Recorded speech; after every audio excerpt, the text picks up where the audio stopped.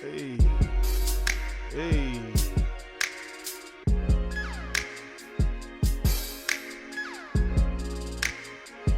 Hey, hey, y'all. We are back and we are black. Yay. Y'all already know my black ass is here. You know I'm gonna hit y'all with a little something, a little A and B selection. Yo. Bitch, bring me my money because I got a power bill to pay and that shit is pink. I got a 3-day notice. They gon' cut my shit off. So I'ma need you to get off that phone and give me my money, bitch. Yo, I've been watching you every day. So I can say I need my money, bitch. I love you. Nah, I'm fucking with y'all. Hey, what is going on? Let me turn this clown ass shit down. You know what I'm saying? I gotta hit y'all with a little bit of R&B. I'm in here working on my albums. You see, it got me sweating. My album will be on sale pretty soon. It's dropping. I've been in the studio working on it. The title of this album is called Bitch, What the Fuck Did I Tell You? And you can catch that in stores. You can catch it at the dollar store, and you can catch it at every local merchant dealer. It'll be coming out in the year 2020. So that's a little hot single for y'all asses. No, I'm fucking with y'all. Let me turn this shit down. What is going on? What is going on? Man. I'm happy to be back. Look, I'm stuttering and shit. Hey man, no Nuke tonight. Nuke hurt herself. She was downtown, and from what if I'm not mistaken, Nuke had told me that this bitch got a line with her, cause you know Nuke is a madam, y'all. That's what that's what she does when she can't get here. So she said that this bitch kind of got out of line with her, and she was on the phone with me, and I was like, hey Nuke, you gonna be able to do the podcast? She was like, yeah, Warren, I'm gonna be there. And then I heard a young lady in the background say, hey, Nuke, this nigga didn't want to give me the money. And she got off the phone and said, bitch, what the fuck did I tell you? And I was like, damn, Nuke, what's going on? She said, hold on, Warren, bitch, now don't have me slap you. Now I told you, bitch. And then I cut off, swore I heard the phone drop. So I think Nuke must have threw the phone at the bitch. But anyway, Nuke said she wasn't gonna be able to make it tonight, and she sends her regards. Hopefully I'll see her tomorrow. We gonna chop it up. We got some new interesting things going on. I ain't gonna put it out there, but we got some plans for this channel. But anyway, I appreciate everybody listening, subscribe. This is the No I Don't Know podcast, because nigga, I don't know. I'm just talking about the shit that I have read and seen and heard. But anyway, we gonna get to it. Hey, shout out to the chat room. What's up? Hey man, sometimes people be in the chat. I'm surprised the shit work. Half the time the shit don't work. You don't even let motherfuckers know that I'm on and shit. But anyway, I digress. We about to get into it. Hey man, you know I always say I ain't gonna be on here long. I sound like a preacher. I remember growing up in church. I couldn't stand with a nigga. I'm doing the same shit. A nigga be like, I'm not gonna hold y'all long. And the nigga done got up at 8:15 and it's 10:30 and the nigga still preaching. Like, god damn, is Jesus coming back? Yeah, god damn, nigga. Can you call him? God damn, because I want to talk to him and tell him, man, would you tell this nigga to shut the fuck up? No, I'm just fucking with y'all. Not every preacher was like that, but some of them guest preachers that come to the church, you know, they'll hold you for 3 hours and then want an offering after. It's like, damn, nigga, you ain't got no job? Why don't you go to that job and tell that job to collect your offering, nigga? But anyway, I digress from that shit. Hey, we about to get into it. America's Greatest Illusions. The reason why I came up with this title, because I'm looking at the news. You know, you got the NBA Finals. You got all these other things going on. Now, let's get to it. Now, within the NBA Finals and all this other stuff, great distractions. Hey, I watch basketball. Man, me and my whole family, we used to get around and watch basketball and football, but hell, when you get together with my family, it's going to be some shit to talk about. So we gonna end up drinking and laughing and talking shit about some other shit. But anyway, the greatest illusions of the United States of America or America, to me, is the media, TV, the things that go on.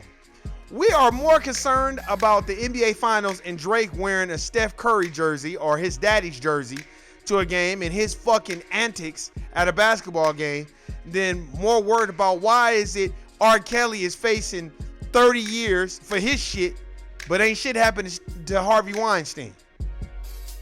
That's what we more worried about. And I think the reason why we more worried about that is because of lack of knowledge, lack of knowing who we are, lack of searching and questing for new and interesting things that can challenge your mind. You know, when I be up here telling y'all about these books, I'm not coming from a condescending perspective. I'm coming from a, can you believe this shit is going on? Because, man, when I look, like I said, one of the first books I ever sat down and actually read was The Secret Relationship Between Jews and Blacks. And when I read that book, not only did I have a headache because some of the information was devastating. Like, one of the things that I learned in there, Bravo. The last name Bravo, like as in the Bravo channel. That's a Jewish last name, even though Jews, it's not a race, it's a religion, but they coined it as a race. And Bravo was slaveholders. I forgot the first name. And if you think about it today, what's one of the biggest money makers on TV? Bravo. What's the leading show on Bravo?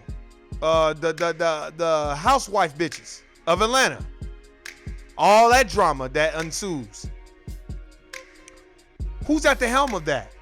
I think that dude's last name is Cohen, which is in The Secret Relationship Between Jews and Blacks, and he's a Jew. I'm just trying to kind of tie these things together, and it's so funny because we'll argue with a motherfucker over who's better, Steph Curry or Ray Allen or anything like that, but we will not argue over which book is better. Dr. Francis Cress Welsing's book, The ISIS Paper, or Dr. Joy DeGruy's book, Post-Traumatic Slave Syndrome. See, that's the type of shit we need to argue about. We need to argue who has the greater perspective, the Honorable Elijah Muhammad or Dr. Claude Anderson. That's what we should be arguing about, but we don't argue about those things. And that's why I say it's America's greatest illusion or illusions. And the reason why I put that in there too is because it is an illusion. It's an illusion. It's imagery, and they create this perception through the dummy box TV. I be contemplating every month, man, should I keep this goddamn DirecTV on or should I just go with Netflix? Because I watch more things on Netflix. But then sometimes Netflix be having some bullshit on there too. And I be like, God damn. But a lot of the things on there are educational, and Amazon as well. Amazon done started to step their game up. But we got to look for the educational things. I go back and I watch the old documentaries too, because that's where the truth is being told. For all y'all that's tuning in right now or watch it while you at work, watch this while you at work. It'll have a better effect. I always tell people it'll have a better effect on your mind when you watch it when you at work. And the reason why I say that is because it'll have you start looking at certain things at the corporate plantation. And for all y'all, check out, if you have HBO, check out Meth Storm. Please check that out. If you can, I wish I would have done it. Go get HBO. Just get it for a month and bite the bullet and pay the $15, whatever, and then turn it off. And then go watch Meth Storm. After that, that's all you need to watch. Meth Storm is one of the greatest documentaries I had ever fucking seen. And the reason why is because it highlights Caucasians being addicted to drugs. And not no niggas, and not melanated people. And that's what it was, just a way different perspective. Because, you know, when they put us out there, we're on national TV, we're on CNN, it's always for some fuckery, like the R. Kelly situation. I done talked about R. Kelly so many times. You know, it's funny how they want to conjure up the Aaliyah situation and all that. And now if Aaliyah's family ain't talking about it, then why the fuck are we? But then you gotta look at, what was it on, Lifetime or Oxygen, one of those channels. that's owned by Disney. Of course they're gonna put that shit out there, but they're not gonna tell you that Walt Disney, the Disney family, one of the most racist motherfuckers on the planet, along with all the others, white supremacists. But we still, what we say when we win the championship? I'm going to Disneyland. That type of shit. Let me tell you, I ain't been to Disneyland since the 90s, and it wasn't shit then. They was giving out the measles then with they motherfucking asses. So I don't want to hear that shit. But we love dealing with the illusions and the distractions and all the things that I feel like America is David Copperfield or Chris Angel, one of those. They just create all this magic in front of our eyes, and we be like, oh, wow.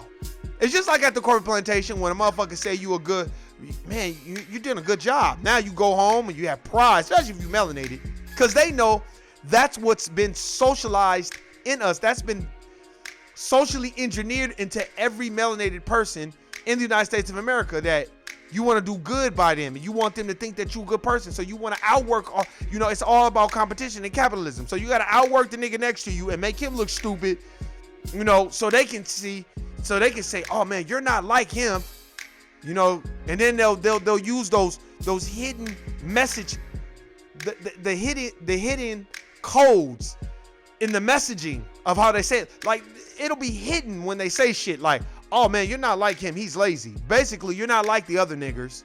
You're a good nigger, but you're still a nigger, but you're a good nigger. That's basically what it is.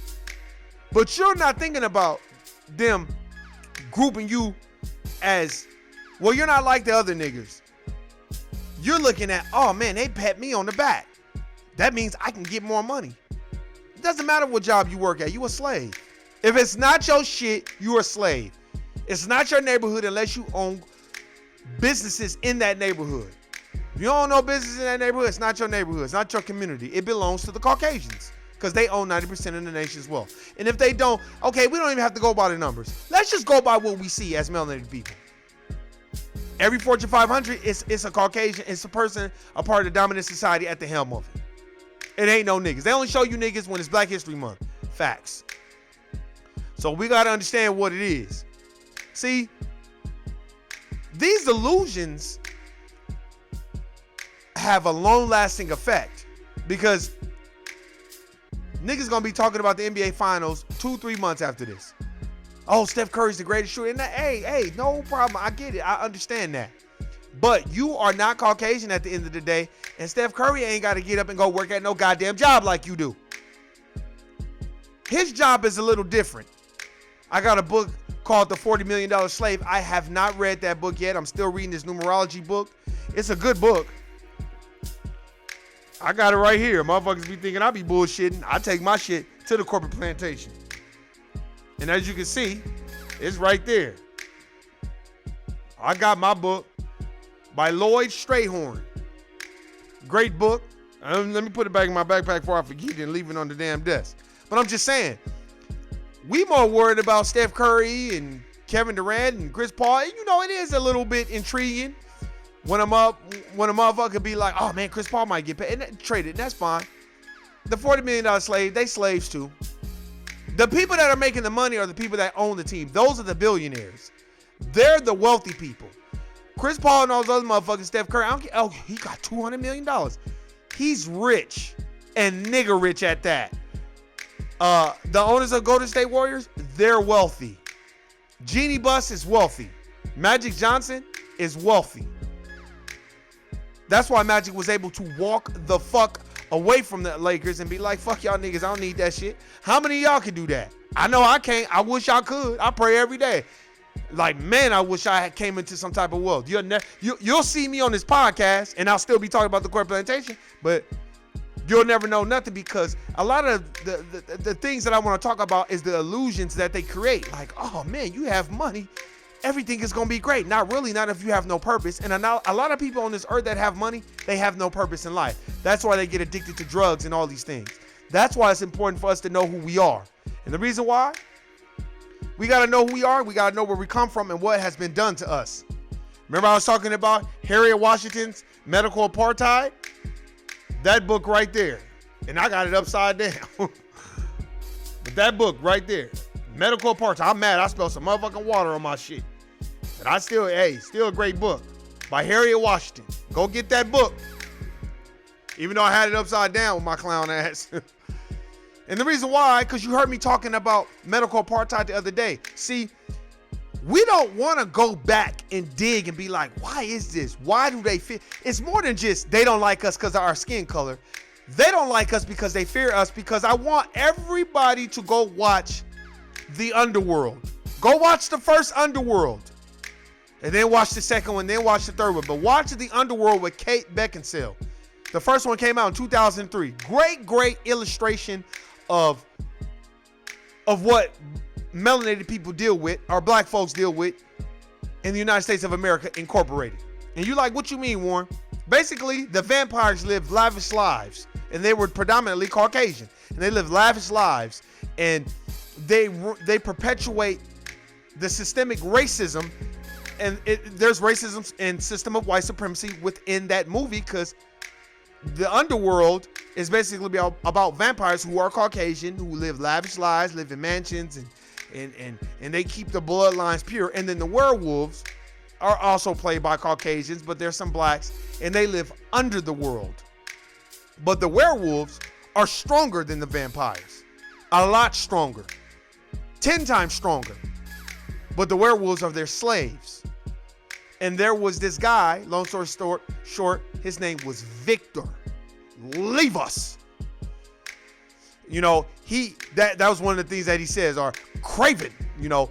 And Victor, the character of Victor, he was one of the eldest and the strongest vampires, and he was like a Margaret Sanger. He wanted to keep the bloodline of the vampire race pure. He did not want to commingle the bloodlines and mix them, because he hated werewolves, but really he feared them, because he had his little scientists studying them and coming up with different ways to kill them and destroy them. And that's what's going on to this day, because he feared the werewolves. Melanated people, we are the werewolves. We are the strongest. We are the gods on earth. We are the eldest people on this planet. We've been here longer than everyone else. The reason why I showed you medical apartheid, because there were things like, I told you before how there was this melanated brother who worked on a truck where he would throw, I think, newspapers off the truck. He fell off his truck at work and broke his fucking leg, and his leg was in so much pain, and he didn't even want to go to the hospital because he knew they was going to fuck with him. Well, when he finally went to the hospital, guess what happened? They shot his leg full of plutonium, and they had to amputate. Basically, like, oh, sorry, nigger. Well, your leg is broke, and what we didn't work, so we're gonna have to amputate your leg. Go read the medical apartheid. Go read that shit. There were also hidden things in there that, you know, I'm starting to remember, because I haven't read this book in about 2 years. Okay, in the medical apartheid, in the slave days, in the 17 or 1800s, when slavery first started, they started the whole slavery shit, the dominant society was catching yellow fever, getting sick, dying. But the melanated people who was on the slave plantation was still working in a coal mine, going down. Nothing was good. We wasn't going down. But the melanated people were singing and dancing and working. The dominant society, the Caucasians, was that shit. And why do the melanated motherfuckers still working, still doing that thing? And a lot of the doctors, I forgot his name, he's in this book. He came up with the first fistula shit for, you know, OBGYN, because he was running all kinds of fucking tests and doing all kinds of goddamn experiments on melanated women. I forgot his name, but he was a fucking eugenicist. I think it was Procter and Gamble's, I think it was Gamble. I forgot his name, but it was one of them. They in this book. But he was, it's not Procter and Gamble, but it's another doctor. It can't come to my mind, but he was in there just running all kinds of experiments on melanated. That's why he loved to go to the slave plantation, where he know they were breeding the slaves, and then they would have babies, and then he'd go fuck with the black women. This is what they was doing. Well, they would often sit back, the Caucasians, and be like, according to the book, and they'd be like, why the fuck ain't none of these niggas getting sick and dying, but we all dying out here? So the doctor started running experiments on the melanated brothers and sisters and seeing that, oh, their genetic coding is different from ours. So they were using our shit, and then what they would start doing is,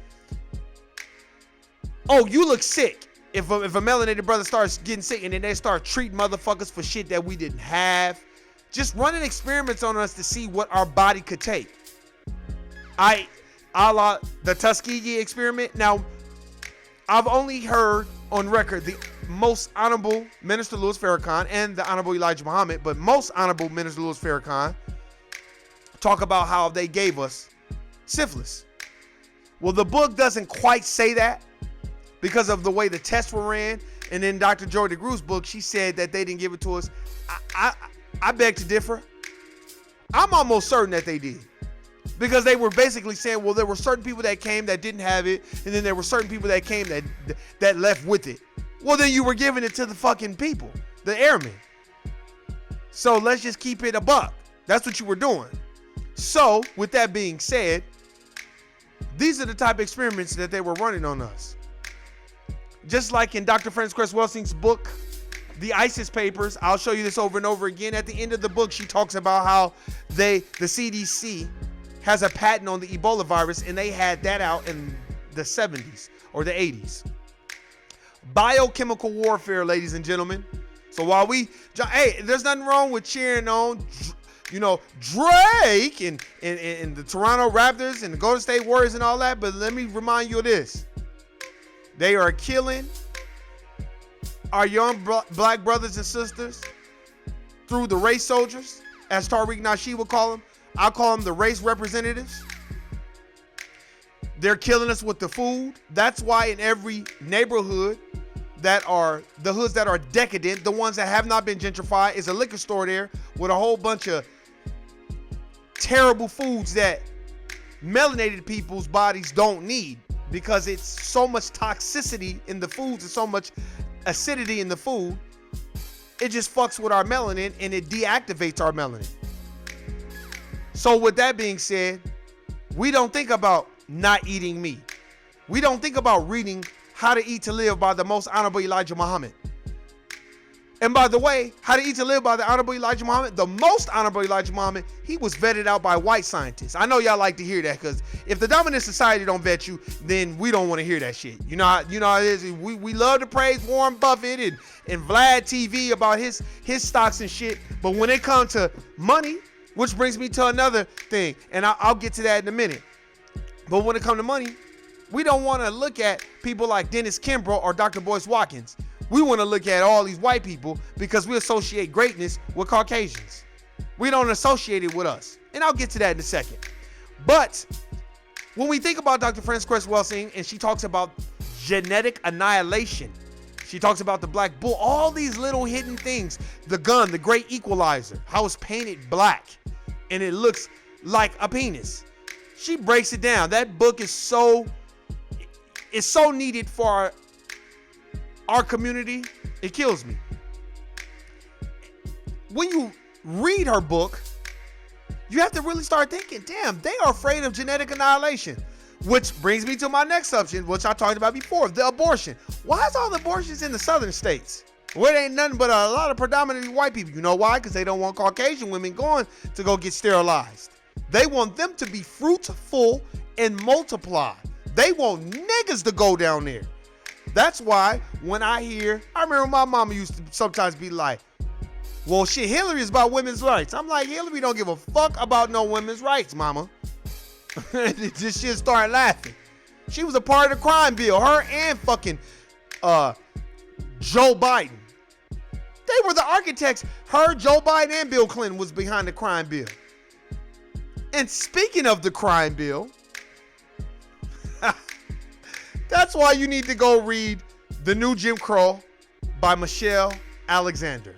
That tells you all you need to know about mass incarceration and exactly how the crime bill affected us and how they went even further to put us behind the line. Oh, and after you read this book, I want you to go back on YouTube and look up Joe Biden makes his speech about the crime bill, how he asked for 3 more minutes about how this crime bill is so important because we have to protect your daughters and my sons and wife from these animals and all this. That shit. Who you think he was talking about? He wasn't talking about Caucasian, he talking about niggas. Joe Biden went on TV and basically was like, I don't owe people for slavery, for what my great-great-grandfathers did. That's not my fault that they did that, but you're benefiting from free labor. So when you want to talk about free labor, because, you know, motherfuckers just think I'll be on here on some bullshit. Let's talk about Black Labor, White Wealth by the most honorable Dr. Claude Anderson. Man, let me tell you something. If you don't read this book, we can't even have a conversation. Read Black Labor, White Wealth. That will be the end of your perspective on how you view society, how you view every other race, how you're going to notice things. I see there's things that I didn't notice before, but I notice now. Like, damn in the hood. If you live in Las Vegas, Nevada, I'm just going to speak on Las Vegas, Nevada. If you live in Las Vegas, Nevada, see, the West Side. See, that's where my mom's crib used to be. R.I.P. to my mother. She passed away, but on the West Side, on Owens and H, there's 2 stores that were over there. This was in the early 2000s, mid 90s. And the 2 stores we would go to, I would always wonder, but my mom was very intelligent, highly intelligent. See, that used to irritate me about my mom because she was on all this shit. My mom worked at a bank, so she used to always put a nigga on game about, man, banks ain't shit. They rape and rob you. You can't put over $10,000. You got to notify the IRS. And why we got to notify the IRS? Because it's all a fucking scam. And the banks don't even run this shit. The Federal Reserve run it, and that ain't even real. Like, my mom knew all this shit when I was a kid. And she would say this shit, but I would always be like, damn, my mom is crazy. But I digress. Well, there was one thing I noticed now that I look back, and it's even more prevalent, is about Black Labor, White Wealth. I'll show you again. Black Labor, White Wealth. I'm going to keep showing it to you by Dr. Claude Anderson. Over there on the west side of Las Vegas, 89106, the 2 stores that were over there, Throwers, Champs, and then there was another store that's closer to where the Tenaya Creek is, more on H and Bonanza. All Middle Eastern, sand niggas, who classify as Caucasian. They all run the stores, except Throwers. Throwers, I think it was a brother that ran Throwers, if I'm not mistaken. But Chance, I know for sure it's a Middle Eastern motherfucker. A sand nigga. And to see how they have no problem selling Lucy's and beer and all that and laughing and joking with niggas, but they don't live on the west side though. I know where they live. They live in fucking Summerlin. They live in 89149. They live in 89144. They live in 89135 by the fucking Red Rock. And for all y'all that has never been in Las Vegas, Nevada, or you've been here but you don't know, 89135 is the fucking equivalency to living in fucking Beverly Hills, living in Bel Air in California, living where the Kardashians live. That's the equivalency. Ain't no niggas up there. It's all the dominant society. And the people that are part of the dominant society is the Middle Eastern people, the Latinos. Except Latinos, sorry, sir, y'all don't live up there. Y'all motherfucking asses live around the niggas. Because you don't, you know, they just want you to do the bidding for them. They're not going to share their platform with you quite the way you think. And the Chinamen and them live up there too. And for that, with that being said, it's true what Dr. Claude Anderson says. They come in your neighborhoods and sell this bullshit to you, but they go back to their neighborhood. They don't live amongst you. The Chinamen too. When's the last time y'all saw a Korean man or a Chinaman go eat at, I forgot her name, the sister with the barbecue place. I think it's Sweeties. I forgot her name. Or I'm blanking on her name. I'm not good with her name, but when's the last time you saw a Chinaman go eat at Mario's or go buy Mario's fish? You're not going to see that because they could give a fuck about supporting the black community. Like Dr. Claude Anderson says, and Dr. Dennis Kimbrough. Our money stays in our neighborhood probably an hour, and we gonna spend with other people. But every other community, especially Jewish community, stays in their community 2 days or 3 days or 36 hours, and then the Hispanic community stays in theirs 20 hours. But we the only community that goes spend it with someone else. We gotta have Gucci and Louis and Fendi and all these European clothing labels that don't give a flying fuck about you. But that's because we've been socialized, socially engineered to hate each other and hate ourselves. Oh man, shout out to the chat room. Shawnee Brown, what's happening, man? What up, man? My bad. I couldn't type it sooner, but the man is Dr. James Marion Sims. They trying to get his statue removed in New York. Who's Dr. James Marion Sims? Who is that? Remind me. You know I'll be blanking. But these are the things that I noticed. And I'm like, damn, they always in our neighborhood selling us the beer and the cigarette. Look, I know it's killing my people, but I feel like if we gonna sell to our people, it need to be us. And it shouldn't be us, them. Because they not gonna let us, look, the Chinatown and Koreatown is not gonna let you open up no motherfucking Pro Club clothing store in they shit. It's just not gonna fucking happen. They got their own doctors, they own everything. Now they nasty as a motherfucker, and they make Dirty Dining every goddamn week. And for all y'all that don't know, Dirty Dining is on Contact 13. It's on ABC. That's the channel, and they go around from restaurant to restaurant, and they give you, you know, if your shit is nasty, they put you on blast. And them Koreans and them Chinamen and them Latino brothers and sisters got to get their shit together with they nasty asses. God damn. But I'm just saying, we got to practice group economics. Stop. Well, I'm voting for him because he's doing something for me. No, we have to think outside the box and vote. No, let's get together, sit down. Okay, who we voting for? Like the councilman in Ward 5. If you live in Ward 5, the councilman. We don't even know this nigga. We don't even know these people. But I would love to get together and sit down, but we're so disaggregated and everybody is so individualistic. It's just like working at the corporate plantation. Niggas get on that job and start cooning and buck dancing and samboing and acting like Hayward Shepherd on the motherfucker, and then they forget about the whole purpose of uniting and being melanated.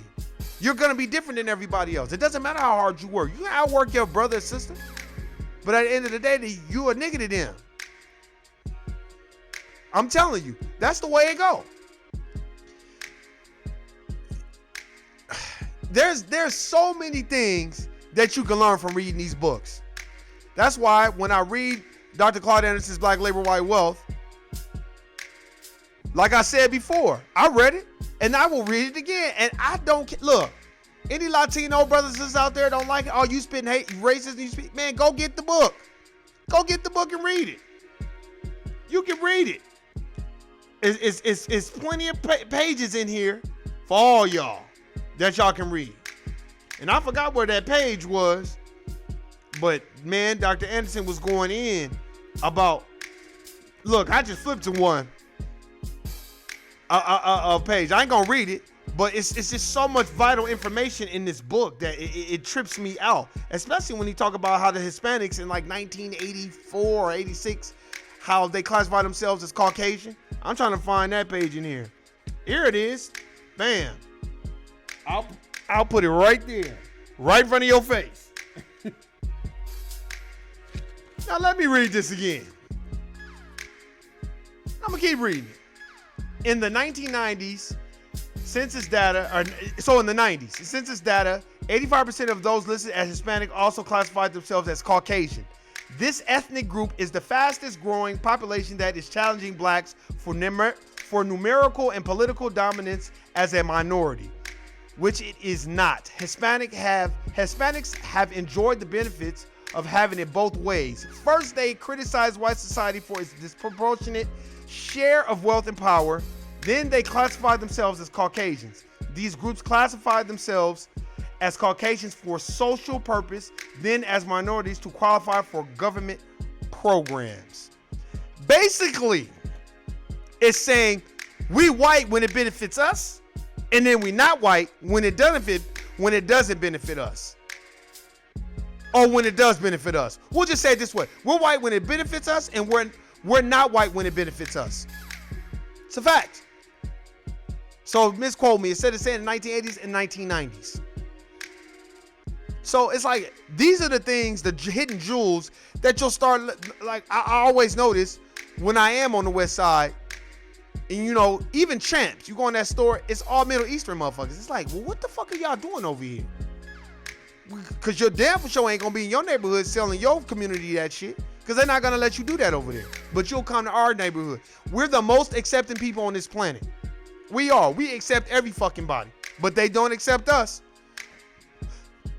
And God, do we go to bed at night and wake up in the morning hoping that somebody from the dominant society accepts us?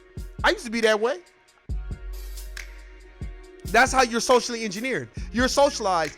Straighten up, you know, talk proper, no slang, look them in the eye, but keep your head down.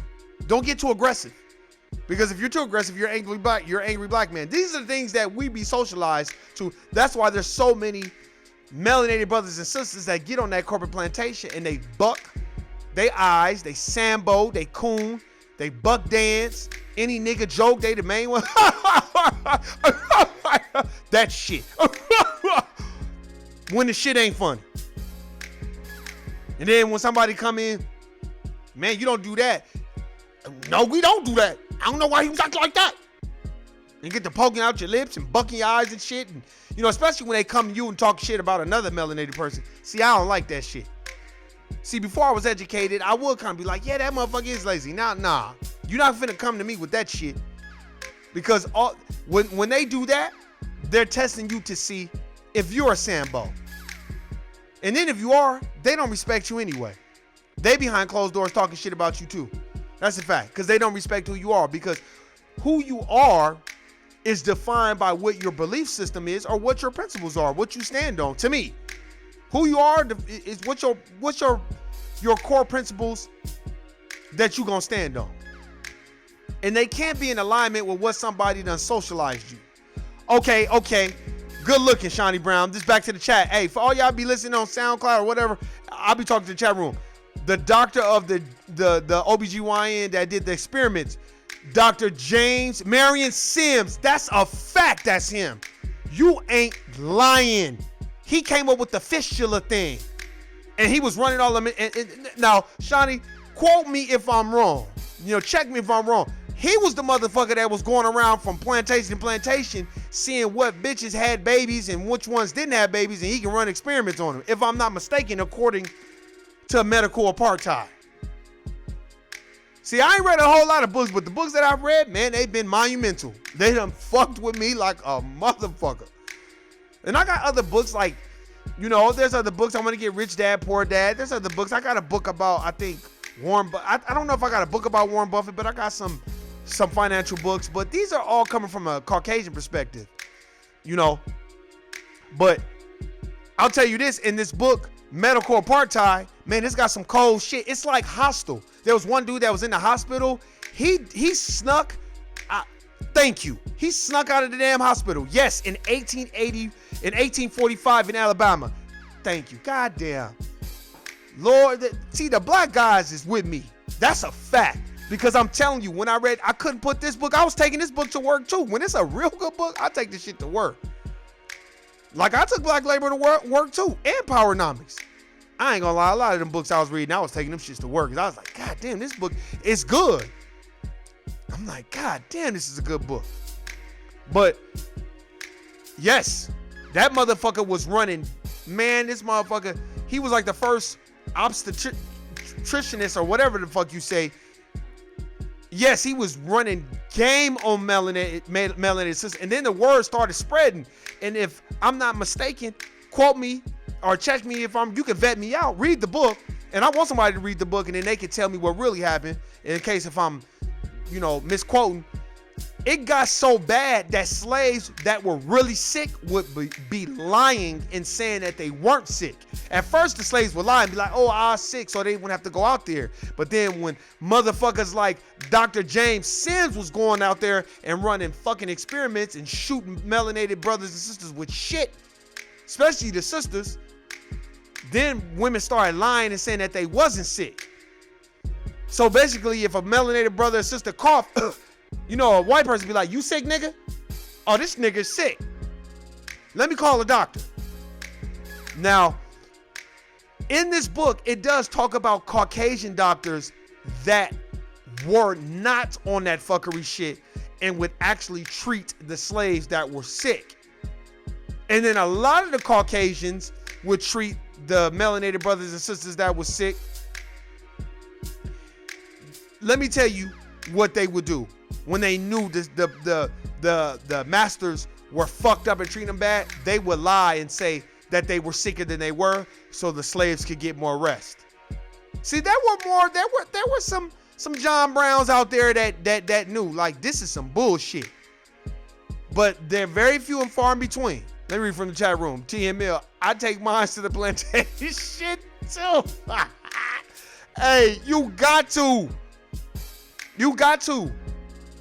Look, this is not off subject, but don't y'all hate, okay, I know you take, don't you hate when you read the book at the plantation, somebody try to ask you what it is? It's like, motherfucker, you know you're not about to read this shit, and you don't even care. But they just want to know, because I think it's so fascinating to people from the dominant society that we read. I remember one time I was at the court plantation, I was like, what are you gonna do when you're off? You're on your vacation. I was like, read. They was like, read? I swear to God. I swear to God, this is on my mama. Read?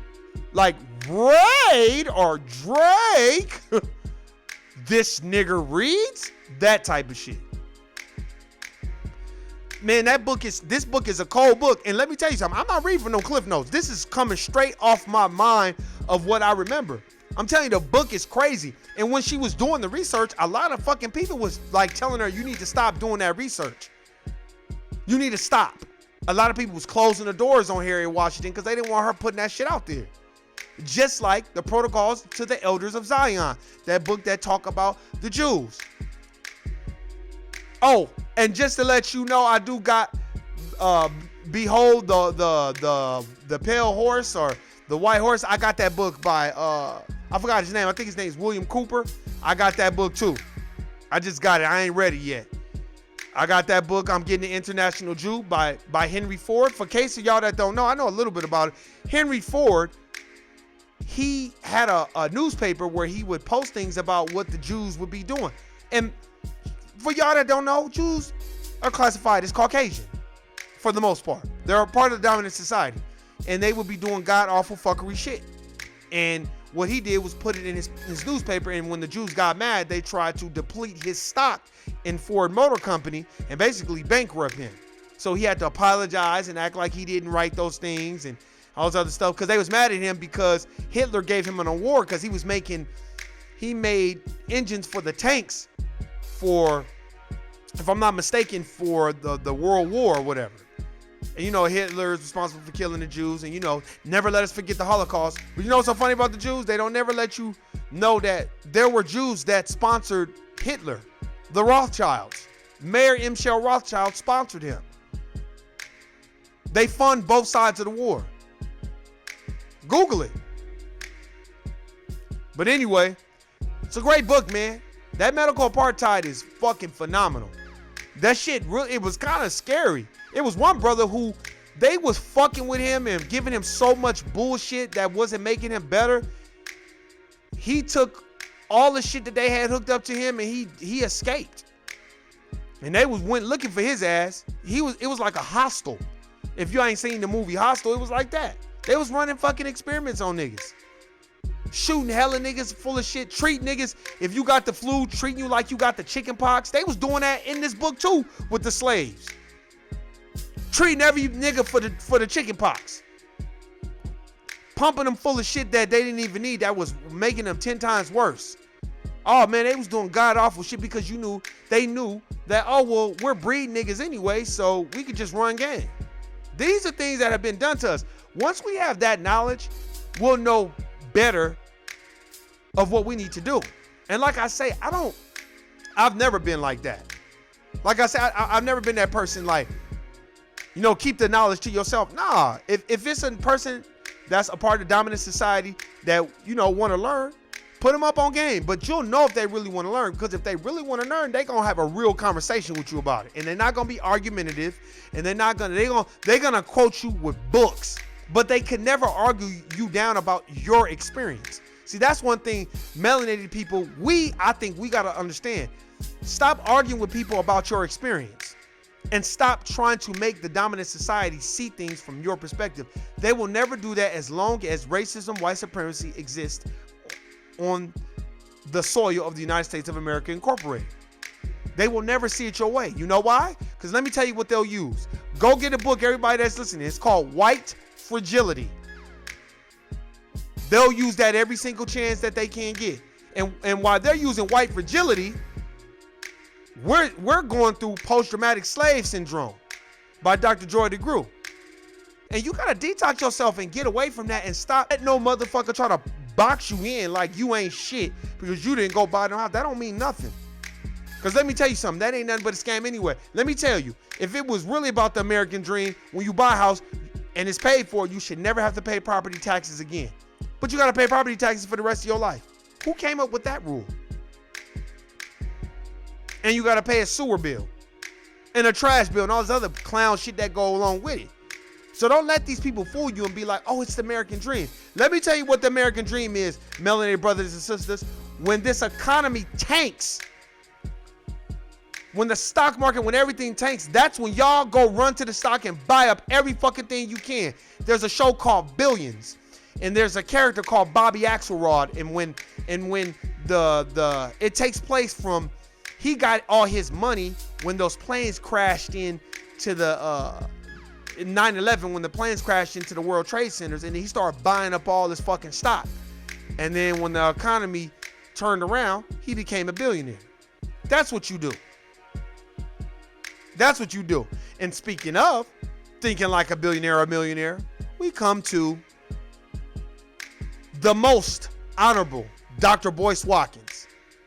Let me tell you why. This man is going to break down that money game to you in such a way I've never heard. Him and Dennis Kimbro, man, Dr. Dennis Kimbro, shout out to him too.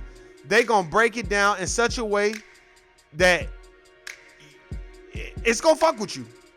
It's gonna challenge your belief system of how you thought you were good with money. I used to be like, man, I'm good with money. And then I read his book. I'm like, ooh, I don't think I'm that good with money. I really don't think I'm that good with money. Shit, hell, if it wasn't for Dr. Boyce Watkins, I wouldn't even be investing in no stock. He broke down that stock market in such a simplistic form. And I got his other little book too. And I'm telling you, he broke it down in such it's like he's table fed it to my people and to me, because I was listening like, damn, he ain't lying. He was like, look, man, I'm telling you, the stock market goes up and down. It's so easy. You don't have to have a broker. You are the broker. You can go get E-Trade. You can go get TD Ameritrade. You can go get Robinhood. I didn't even know what Robinhood was until I was listening to Dr. Boyce Watkins. Facts. I thought all stock was expensive. This is a fact. This is a known fact. I thought that's white people shit. Black people can't. That's stupid. That's gambling. Ooh, I was the same way. Man, when I read that book, when I got Stock Tip for Dummies, read that book, listened to Dr. Boyce Watkins, read Think Like a Millionaire, read Mutual Fund for Dummies. Man, once I read that book, I was like, oh, this shit is easy. Now, I ain't no pro at it, but I know about buying a mutual fund. I know what a RIT is. I know what a DRIP is, a dividend reinvestment plan or something like that. That's what a DRIP is, a dividend reinvestment plan. So I know what that is.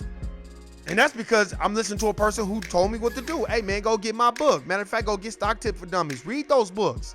You spending all that money on Nike, go buy Nike stock. You like Under Armour, go buy Under Armour stock. Oh, and just in case, if y'all are watching the NBA Finals, I'm glad. I want y'all to go watch the NBA Finals. Please listen to me good in the chat room. Watch it. Because if you look at the logo that's on the Golden State Warriors, Rukatan or whatever, I have stock in that. So go buy the stock. So I hope the Warriors win, because I want my stock to go up. Because if you don't notice, watch the NBA. Now they can be sponsored by corporations. So of course I got stock in that corporation. This is a business. So that Rucatan that's on, like when you see him shooting the free throws, look at Steph Curry's or any of those jerseys. You'll see it in a circle. It'll say Rucatan next to his number, or Rucatan or whatever. I think they're based out of the Bay Area, but I bought their stock. Their stock is like $10 a share. It was like $8 or $9 a share when I bought it. Facts. Hey man, we gotta know what it is. And if it wasn't for books like Think Like a Millionaire by Dr. Boyce Watkins, you know what I'm saying? I wouldn't be on that shit. See, Dr. Claude Anderson is a social economist. He's a social economics economist. He's group melanated people. He's not single, you know, like individual. I go to Dr. Boyce Watkins. You want to learn something individually? You better fuck with Dr. Boyce Watkins, because he's going to put you on game. You may not like a lot of the shit that he say, because he's going to challenge your belief systems and make you feel dumb. But damn, that nigga be on the money when it comes to like how you think in terms of, you know, wanting to be an entrepreneur. And that's another thing that I like about Black Labor White Wealth. If you look at Black Labor White Wealth, he tells you a job is meant to maintain you. You cannot get rich working a 9-to-5 job. So all y'all that think y'all gonna hit it rich by, look, you work at the corporate plantation, use that 401k in that stock. If they allot you to have it, use the 401k in the stock. Have them take that out of your check. It don't gotta be a large amount. Have them take 1% out. 1% is better than nothing. Have them take 1% out for your 401k and 1% for your stock. And then as the years go by, you gradually increase it. And then you look up and you add $350,000, $450,000 in your portfolio. And then that's when you take that money and go start you a business. That's what you do. But don't think that one day I'm gonna get rich. Nigga, you're gonna have to work at that job for 50 years. Fuck all that. Let me read something from the chat. That's why I don't trust getting no damn flu shot. Look, let me tell you something. Y'all go get that flu shot if you want. The flu shot is for suckers. Matter of fact, there was a whistleblower that came out, a doctor who came out and said, Bill Gates does not vaccinate any of his children. Or him. Or his wife. They don't get vaccinated. But Bill Gates is the main motherfucker trying to get everybody else to get vaccinated, right? Agenda 21. New World Order. Vaccinate. If they could put chips in dogs, imagine what they could do to you. Hence the real ID. That's why we got to look at America's greatest illusions. There's a lot of them. When you're watching the NBA game, look at things on there that they're promoting to you and look at the stock you can go buy. And for all y'all that don't know, look, goddamn it, every stock ain't $150 a share. Trust me, they want you to think that. It's occult shit that's going on. I would say brokers and stockbrokers, they're occultists. This is knowledge that they're not going to share with you. Trust me, you got to go research it for yourself. I did. Motherfuckers thought I was dumb and I was stupid, but let me tell you something. At my corporate plantation, niggas don't even know what Robinhood is. Niggas don't know what a Roth is or IRA. Roth. An IRA ain't nothing but an individual retirement account. That's all it is. So for all y'all like me who got fucked over for tax time, better get you a individual retirement account. Traditional. And you can put $50 in there, $300, $1,000 in there. You get that $1,000 back. You claim that on your taxes. Tax deferrable. But we don't know that because it's hidden knowledge. What do they say, esoteric? I think it's, because I think it's esoteric knowledge or whatever. It's the hidden knowledge. It's a code. It's hidden knowledge. It's shit that they're not going to tell you. But when you turn on your TV, what are they always promoting? Edward Jones and Company. TIA Company. These are mutual fund companies that they're selling to Caucasians, the dominant society. They have it. That's where all their money's tied up in. I've read two books. I've read 3. Black Larry White Wealth, Powernomics, and I read Dennis Kimbro's book, The Wealth Choice.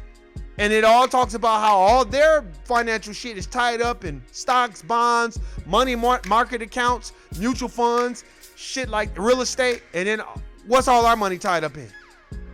Jordans, Cadillac rims, BMW. Go buy BMW stock. Go buy Tesla stock. Go buy Honda stock. Go buy the Jordans. Go buy Chanel No. 5 and then go buy the stock. They're trading on, do that. At least you give your money back to yourself when you do that. You're not doing it when you just buying, being consumers, and then you not putting your money aside. Because let me tell you something. Now that they can't physically, medically apartheid us the way they used to, they're just putting it in the foods. That's why I try not to eat a lot of fish. You know, it's hard. I eat a little tuna. I eat fish. It's hard because I like fish. But I don't fuck with the swine. I don't fuck with the meat because it's not real meat. These are things that they get you, and it fucks with your the chemicals that's in that shit. It fucks with the way you think and how you see things too. And then it's not bad enough that they're putting it on the TV. If that's why I like Amazon and Netflix, I don't watch commercials because every other fucking, it's a commercial selling you a car or selling you some bullshit. It's a fact. And then when you're dealing with the cars and the phones, it's planned obsolescence. And there's a book, I think it's, what's his name? His name is Joseph something. And he talks about planned obsolescence. That's where I first heard the term from him. Planned obsolescence. That's where they program shit like what the iPhone was doing, where your phone was going to automatically just die and not work. Kind of like what these clown ass phones do now. After a certain amount of years you have it don't work. The battery don't want to charge or nothing. That's what happens. We got to look at the greatest illusions. We sitting up here worried about, in one hand, if Taylor Swift is going to copy Beyonce's shit that she did on Netflix. Instead of, we shouldn't even be, you know what we should be worried about? How much money did Netflix make off Beyonce? How much money did the people that have invested interest in Beyonce make? Now, I can tell you something about Beyonce. She's got stock in Uber.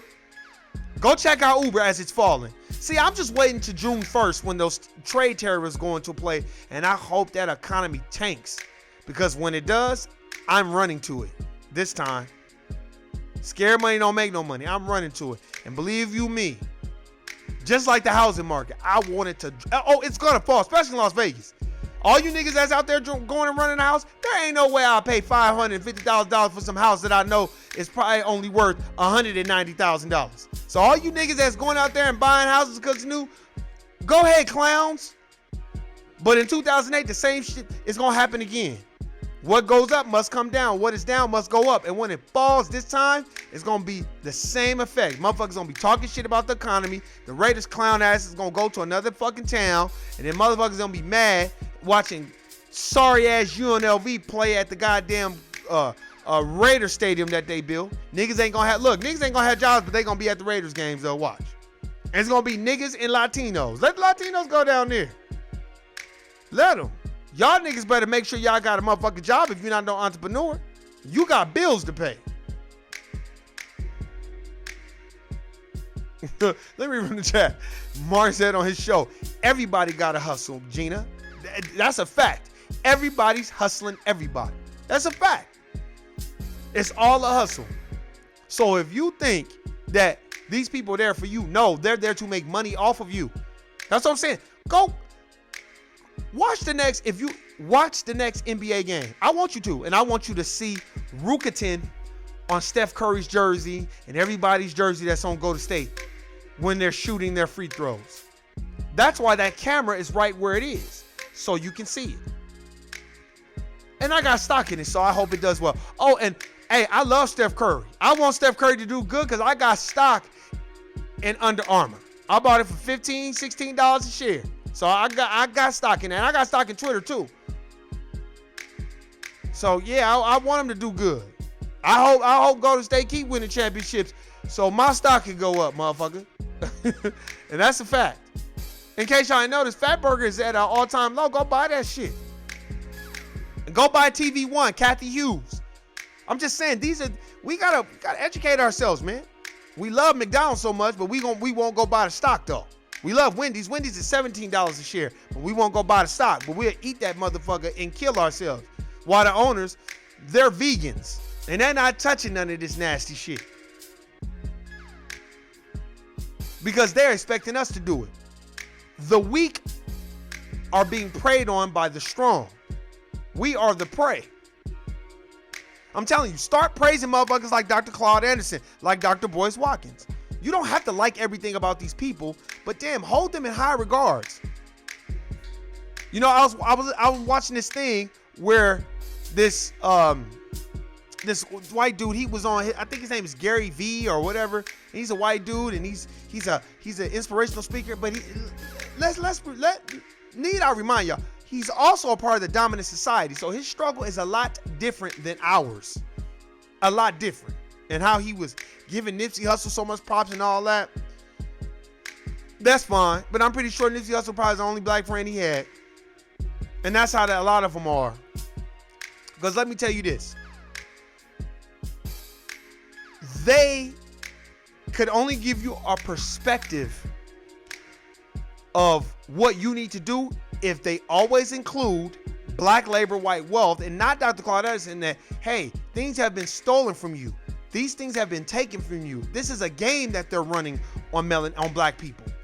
I'm waiting to see when a white person or a person from the dominant society straight out says, look, black people, white people think you're deaf, dumb, and blind and stupid. And they don't give a flying fuck about you. And the majority of the shit you see on TV is all a goddamn distraction. So what I would suggest y'all do is get together and work together, because y'all a team. Because the racism, white supremacy, it's a team sport. It's a system. It's not just one person. And let me tell you something. White privilege is a motherfucker, and they will all get on code. That's why you got to read Neely Fuller Jr.'s book. And I talk about this shit all the time. A Compensatory Counter-Racist Code. Read that book. That's why I got racial showcasing confusion. I got it from that book. You know why I got it from that book? Because that book breaks it down how they give one nigga the nigga trinkets, like I said, over and over again. And then after they give one nigga the nigga trinkets, they want every other nigga to model his behavior. But that nigga done kissed ass, buck dance, coon, Sambo, Hayward Shepherd, and they want you to be just like him. And then they'll say, see, look at Tyrone. He's an awesome worker. You know? I don't know what's wrong with Jerome, but Tyrone is good, and John Tavis just has an attitude. That's because they want you to laugh at all their jokes. Yes, sir, no, sir. Yeah, man, good morning. Yeah, that shit. You can't just be you and just keep to yourself, be introverted. Oh, God, and please don't be a little educated and read books or have their little college education. Oh, they really can't stand you then. Look, let's take into consideration that the knowledge is here. And it's not really free. And the reason why I say it's not really free, because you got to pay for the books. But, nigga, we'll spend that money on a CD. Or we'll spend that money on some streaming service. Or we'll spend that money on going to the movies or doing other things. But we don't want to spend the necessary money to get these books. Now, did I have to sacrifice a lot of the money that I usually had? Yeah, hell yeah. But it was all worth it. Because I feel so much better and so much more empowered that I have knowledge of who I am and where I've come from, my people, and how disaggregate we are, and why we're disaggregate and why we're disenfranchised people. A lot of it is genetic annihilation. A lot of it is genetic fear of a black planet. So you're genetically in fear of a black planet. You feel like you'll be erased. And a lot of it is, why would they share the platform with us? They've been dominant for the last 500 years. Why would they feel like they owe us anything? These are just things you need to think about. Hey, man. Hey, it's been fun. It's been real. Shit I went over again. Hey, man, shout out to Professor Griffey. I need to go check out his channel, too. He breaks down a lot of these things that I'm talking about in more depth. But, man, go get these books, man. The Medical Apartheid, Think Like a Millionaire, The New Jim Crow by Michelle Alexander. All these. Go check these books out, man. Get them on Amazon while they hot. Eventually, they ain't going to be selling all these black books. This is a No I Don't Know podcast. I appreciate everybody listening and subscribing. Hey, man, each one teach one. Stop holding knowledge. Anybody want to ask you some questions? Put them on game. And you youngsters, start listening. Stop acting like you know. You don't know. Trust me, I was your age once, and I didn't know shit. Nothing. I was blind as a bat. For real. So start listening and take heed to what people are telling you. that, you know, are elders in the game.